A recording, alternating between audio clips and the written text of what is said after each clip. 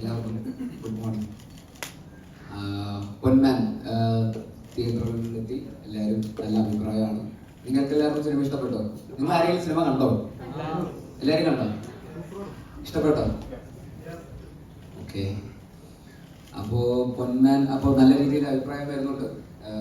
എല്ലാവരും കണ്ടിരിക്കേണ്ട ഒരു സിനിമ കൂടിയാണെന്ന് തോന്നുന്നു. പറയുന്ന ചെറുപ്പക്കാർക്കും അതേസമയം പറയുന്ന പ്രായമുള്ളവർക്കും സ്ത്രീകൾക്കും എല്ലാവർക്കും റിലേറ്റ് ചെയ്യാൻ പറ്റുന്ന ഒരുപാട് കഥാ സന്ദർഭങ്ങളിലൂടെ കടന്നു പോകുന്നൊരു സിനിമയാണ്.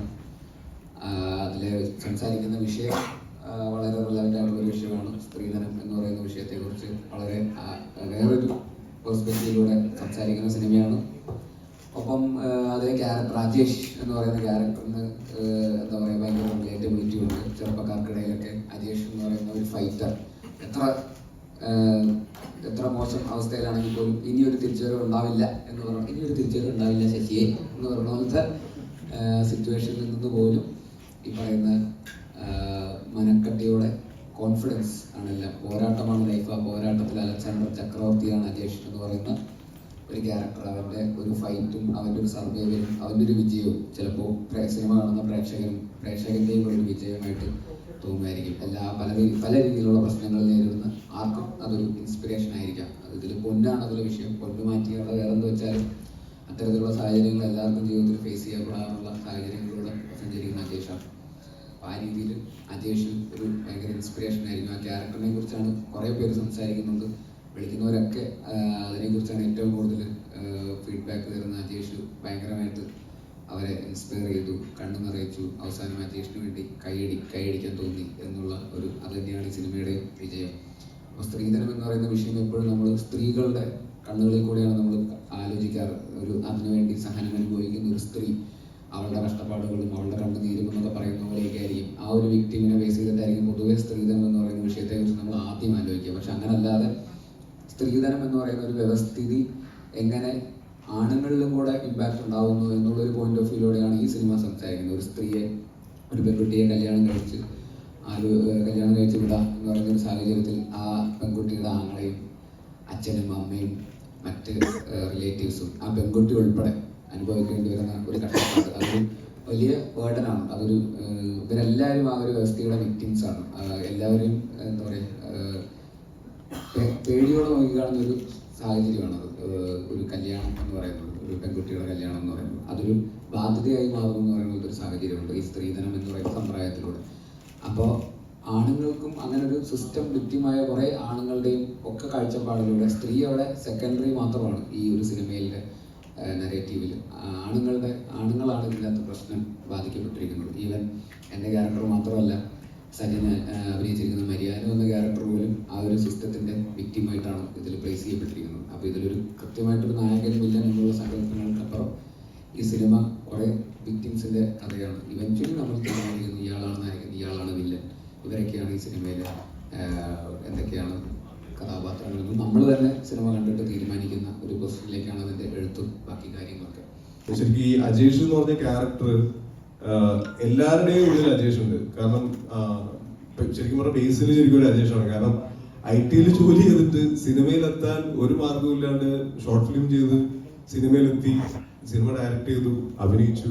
ഇപ്പൊ ഞാനും ആനന്ദും പണ്ട് മമ്മൂട്ടി ദ ബെസ്റ്റ് ആക്ടർ എന്ന് പറഞ്ഞ പരിപാടിക്ക് ഞാൻ ആനന്ദിന്റെ വീട്ടിലാണ് താമസിച്ചത്. ഞങ്ങള് മമ്മൂട്ടി ദ ബെസ്റ്റ് ആക്ടറിൽ TV-ൽ കാണിക്കുന്ന എപ്പിസോഡിൽ പോലും എത്തിയിട്ടില്ല. അതിന്റെ ഓഡീഷന് പോയി.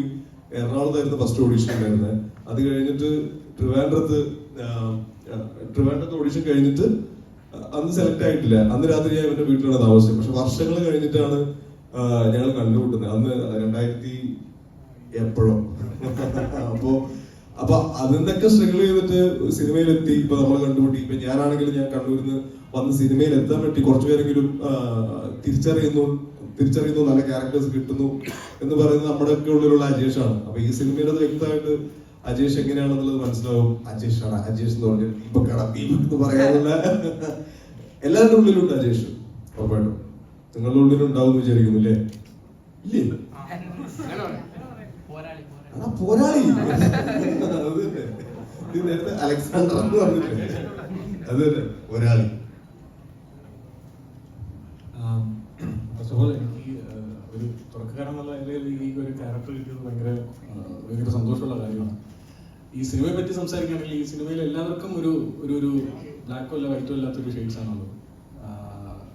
എക്സെപ്റ്റ് ഈ മാർക്കണ്ടേയ ശർമ്മ ഭയങ്കര നല്ല മനുഷ്യനായിട്ടാണ് എനിക്ക് ഈ കഥ വായിച്ചപ്പോഴും സിനിമ കണ്ടപ്പോഴും തോന്നിയിട്ടുള്ളത്. അതെ, ജീവിതത്തിൽ ശർമ്മ മാത്രമാണ് തന്നെ ബാധിക്കാത്ത പ്രശ്നത്തിൽ സഹായിക്കാൻ വേണ്ടി തുനിഞ്ഞ വരുന്നത്.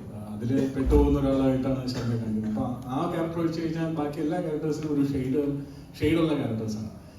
എല്ലാ ക്യാരക്ടേഴ്സും തുടങ്ങിയെടുത്തല്ല നിൽക്കുന്നത്. അപ്പോൾ ആ ഒരു ജേർണി എല്ലാ ക്യാരക്ടേഴ്സിനും ഈ സിനിമയിലുണ്ട്. അത് എഴുത്തിൻ്റെയും കൂടെ ഗുണമാണ്. അത് ആ നോവലിൽ വായിക്കുമ്പോഴേ നമുക്ക് മനസ്സിലാവും. ആ ഒരു ഡെപ്തോടുകൂടി ആ ഒരു ഇൻറ്റൻസായിട്ട് നമുക്ക് സിനിമയിൽ കാണിക്കാൻ കഴിഞ്ഞു എന്നാണ് ഞങ്ങൾ വിശ്വസിക്കുന്നത്. അപ്പോൾ വളരെ സന്തോഷമുണ്ട് ഈ പടത്തിന്റെ ഭാഗമാകാൻ പറ്റിയത്. ഒരു കൊല്ലത്ത് നടന്ന ഒരു റിയൽ ഇൻസിഡന്റിനെ ബേസ് ചെയ്തിട്ടാണ് GR ചേട്ടൻ 4 ചെറുപ്പക്കാരൻ നോവൽ എഴുതുന്നത്. അതിനെ ആസ്പദമാക്കിയിട്ടാണ് ജ്യോതിഷേട്ടൻ ആദ്യമായിട്ട് സംവിധാനം ചെയ്യുന്ന സിനിമ പൊന്മാൻ. അപ്പോൾ അത് ഒരു നോവല് സിനിമയാക്കുന്നത് ചിലപ്പോൾ എപ്പോഴും സംഭവിക്കുന്ന ഒരു കാര്യമല്ല. അപ്പോൾ അതിൻ്റെ ഒരു ഭാഗമാകാൻ പറ്റി നല്ല രീതിയിൽ അഭിപ്രായം കേൾക്കുന്നു. അതിലൊക്കെ വളരെ സന്തോഷമുണ്ട്. അതുപോലെ തന്നെ ഈ പടത്തിൽ എല്ലാവർക്കും നല്ല രീതിയിൽ അഭിപ്രായങ്ങൾ കേൾക്കുന്നുണ്ട്.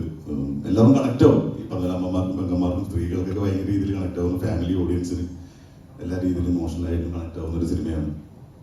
നല്ല രീതിയിൽ പോയിക്കൊണ്ടിരിക്കുന്നു. എല്ലാവരും കാണണം.